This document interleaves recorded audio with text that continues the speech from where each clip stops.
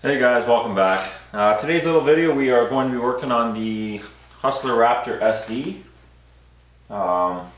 this zero turn lawnmower. So I was looking through the owner's manual and I could not find a way to drop the deck and sharpen the blades. I mean, sharpen the blades is pretty self-explanatory. But dropping the deck, I mean, I couldn't see how to. I mean, it looks to me like it's 1, 2, 3, 4 pins and then these lifter arms. But I don't know. That's today's video anyhow. If you need to drop your deck and do any work or sharpen your blades, stay tuned. Alright, looking at it now, I think my first move should be to remove these shrouds. Looks like it's a 3/8 driver. Get those off. Pull those two black shrouds off, exposing the pulleys. And I imagine there's quite a bit of crap in there too. You might want to clean that out periodically. And then I'll have a look at how this tensioner is all set up and how the belt's routed.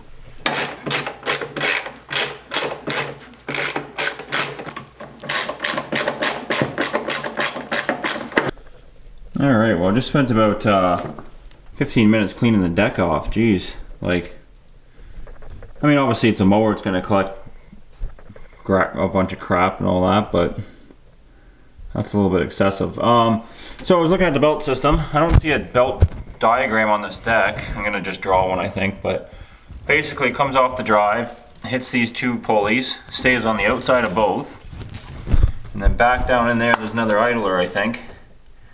And that black one, it goes around, through, and on the outside of that one as well. It stays on the outside the whole way around. So it looks pretty simple. Looks like that idler there, it's got a, well, the tensioner. I should be able to push or pull that and create some slack.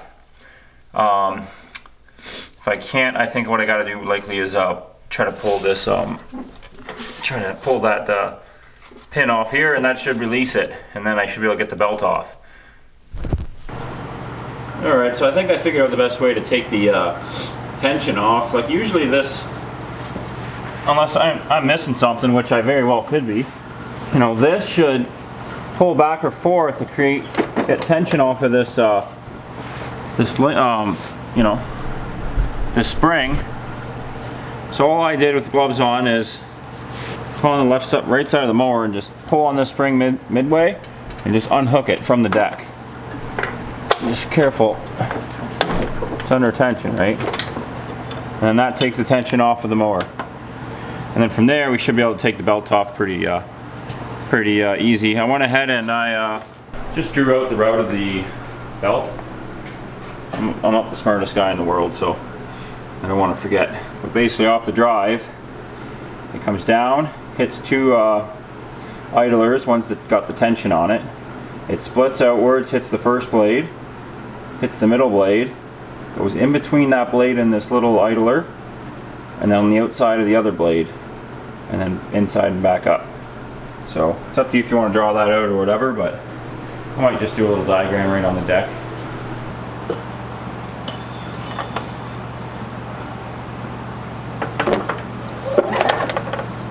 So now I'm just going to go ahead and start pulling these pins. Got a bit of tension on them. I got the deck on the lowest setting.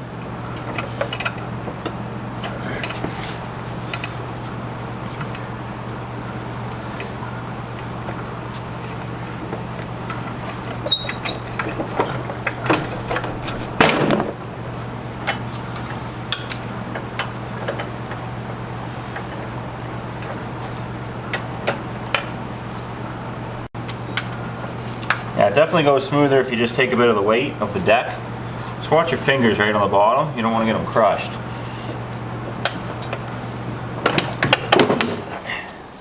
I'm just putting the pins right back in the arms so I don't lose them. Alright, he's got a cotter pin.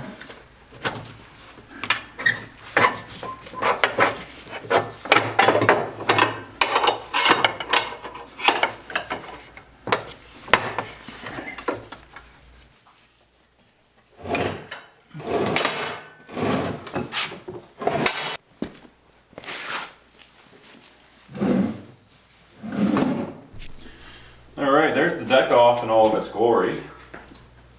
So you definitely want to knock all that custy grass clippings off. Jesus.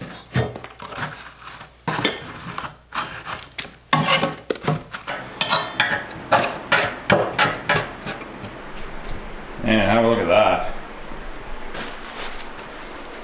A couple pounds worth of grass clippings. Jeez. As much as it cuts grass really good, it seems to collect it just as well. Alright, so I got like 3 fans going in here, so sorry if you guys can't hear me too well. It's 3/4 on the top of the deck and 15/16 on the bottom. Now I'm going to be using an impact driver because I have one. But you could also jam a piece of wood in here, like say you were doing this on the ground, you didn't want to drop the deck. You should be able to jam a piece of wood in here, hit that with the 15/16 like a breaker bar, and it should break loose, but because I have the deck off, I'm just going to hold the spindle on the top.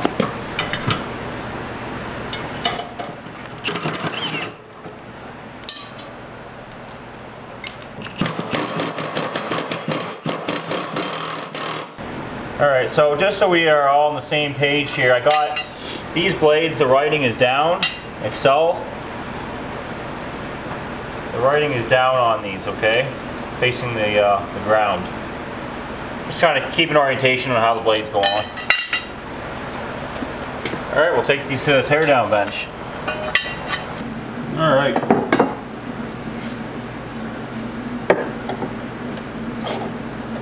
Now these actually aren't even in all that bad shape. I smoked a couple of real big boulders out in the yard, but they're not chipped at all, which is nice. They're pretty dull, so we're gonna clean them up here. Alright, so I've got my eye, ears, and, well, hand protection, but you should wear some thicker gloves if you're gonna be doing this. My disc that I'm using, 4.5 inch grinder here, 3mm, a little thicker. You know, for grinding down metal. So yeah, I like this thickness. It works well for this job.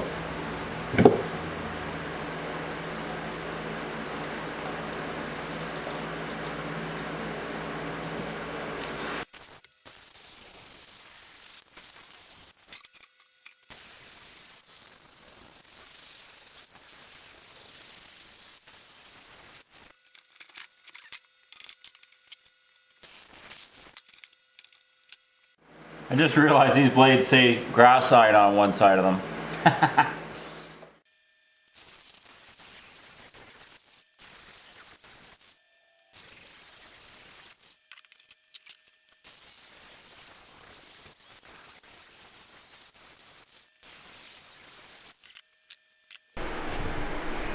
Alright, well, zoom you out here a bit. I won't bore you with grinding this down a bunch, but you can see the difference. Hopefully you can see how much sharper, you know.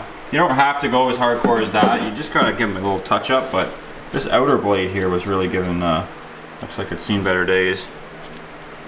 Whichever this side is the, well, they're both outer blades, but this one saw the rock first. Well, I ended up having to grab the 120 grinder because it's blowing through batteries. So yeah, I got all 3 blades sharpened up, back on the spindles. I'm going to hit it with the impact gun on level 2. Now, something like this, I don't know the torque specs personally, but it's got to be, like a bolt that big, it's got to be somewhere in the 140 pounds. So if you put these back on, just make sure you get them on, because you can imagine if one of those came loose, wobbled, hit here, like there's very little clearance between these blades, right? All 3 of these seem to be the same size, so I just put them back wherever. Yeah, so I'm gonna install these back on the deck. Alright, well, I decided I'm just gonna quickly show you how I slid the deck back in. I kind of pulled it from this side. Okay, and it's kind of a peckerhead. There's a lot going on. I would kind of recommend getting a bungee cord and bungee cording the arms there up, so when you slide it through, you're not having to like keep trying to hold these up while you're pulling in and it gets caught on everything. So pain in the ass. Once you get all your pins in, to get the deck up, I just use the screwdriver, just wedge it under here, nice and easy. Lift it up just enough. With one hand, you should be able to slide the pin through the lift arms. And do that for all four. Then put your two cotter pins in for the two big arms. And then route your belt, like I was saying. I knew I saw it somewhere, but the belt diagram is underneath the seat. So you should be able to find it there. You know, get it all loose. You basically slide that idler or the tension pulley all the way back, and that gives you a whole bunch of slack. And you get on the other side, and all you're going to do is I went right down to the front of the spring, we'll call it, grabbed on and just started pulling, and I was able to grab it and hook onto that hook. It was pretty easy actually. And then yeah, Bob's your uncle, Mary's your aunt.